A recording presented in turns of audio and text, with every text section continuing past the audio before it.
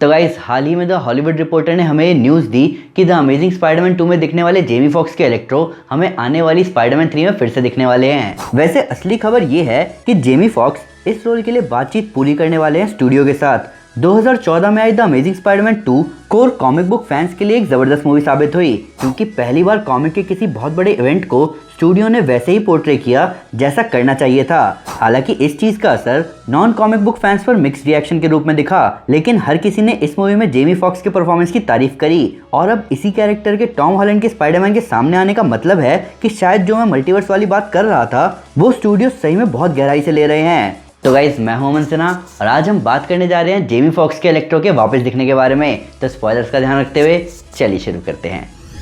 तो इस खबर के बाद फैंस के बीच एक ही बात शुरू हुई कि अब हमें एक स्पाइडरवर्स मूवी दिखने वाली है, और फैंस गलत नहीं है। हालांकि मार्वल ने अभी तक इस बारे में कोई ऑफिशियल अपडेट नहीं दी है, पर आइए कुछ इवेंट्स पर गौर करते हैं। लास्ट टाइम जब हमने स्पाइडरमैन को देखा था तो उसकी आइडेंटिटी सबके सामने आ चुकी थी, और ऐसा करने वाला कोई और नहीं बल्कि जे जोना जेमिसन था, जिसका रोल प्ले किया उस एक्टर ने जिसने ये रोल सैम रैमी की स्पाइडरमैन मूवी में प्ले किया था। इसके बाद ध्यान देते हैं माइकल कीटन के वल्चर के मॉर्बियस मूवी में दिखने के बारे में, और इसी मूवी के ट्रेलर में टोबी मैगवायर के स्पाइडरमैन की पोस्टर हमें दिखती है। और अब एंड्रयू गारफील्ड के स्पाइडरमैन के विलन को टॉम हॉलैंड की स्पाइडरमैन के सामने लाया जा रहा है। ये स्पाइडरवर्स के लिए हो रही सेटिंग नहीं है तो क्या है, पर अब थोड़ा और डीप जाते हैं।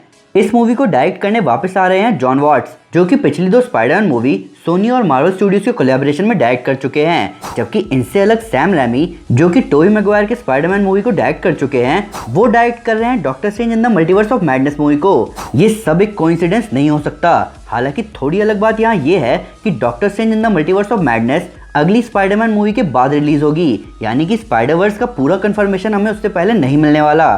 तो अभी ये बात कोई नहीं जानता कि वो वैसे ही इलेक्ट्रो बनेंगे जैसे हमें अमेजिंग स्पाइडरमैन 2 में दिखे थे, या वो इलेक्ट्रो के दूसरे वर्जन बन के फैंस के सामने आएंगे, क्योंकि वो इलेक्ट्रो यानी कि मैक्स डिलन काम करता था ऑस्कॉर्प इंडस्ट्रीज के लिए, जबकि अभी तक इस स्पाइडरमैन मूवी सीरीज में ऑस्कॉर्प इंडस्ट्रीज का नाम तक नहीं लिया गया। इन सब के ऊपर जिस स्पाइडरमैन से इलेक्ट्रो भिड़ा था वो स्पाइडरमैन ग्रेजुएट था, जबकि टॉम हॉलैंड का स्पाइडरमैन अभी तक स्कूल में ही है। तो क्या हमें यहाँ कोई एज डिफरेंस दिखाया जाएगा, या फिर लिटरली एक पोर्टल खुलेगा और अमेजिंग स्पाइडरमैन यूनिवर्स का इलेक्ट्रो मार्वल सिनेमैटिक यूनिवर्स में प्रकट हो जाएगा? अभी हम फैंस को लिटरली इन्हीं तरह की डिटेल्स चाहिए इस बात पर जंप करने के लिए कि लिटरली हमें स्पाइडरवर्स मूवी मिलेगी कि नहीं।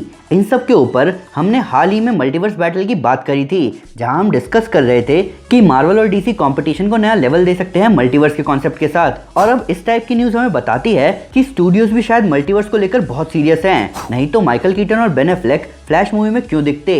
इन सब के साथ साथ शायद आप नहीं जानते पर माइकल कीटन बैटगर्ल मूवी में भी हमें दिखेंगे। और हाँ, डीसी इस प्रोजेक्ट के बारे में भूला नहीं है। इन सब के ऊपर हेनरी कैविल ने रिसेंटली इस बात के हिंट दिए कि वो वापस अपने सुपरमैन के रोल में वापस आएंगे। तो मेरा सवाल यहाँ ये है कि आखिर यहाँ चल क्या रहा है। स्टूडियोज मल्टीवर्स के कॉन्सेप्ट को लेकर हमारी सोच से भी ज्यादा एफर्ट लगा रहे हैं। हालांकि ये सब किस लेवल का फायदा स्टूडियो के सामने लेकर आएगा ये तो आने वाला वक्त ही बताएगा।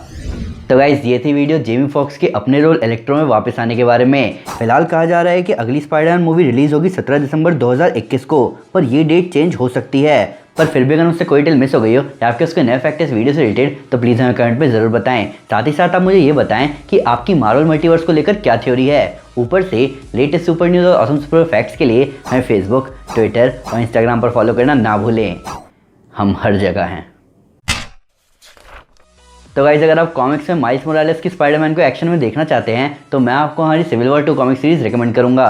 साथ ही साथ अगर आपको वीडियो पसंद आई तो इस वीडियो को लाइक और शेयर जरूर करें, और ऐसे कई सारे सुपर कंटेंट के लिए हमारे चैनल को सब्सक्राइब करना ना भूलें।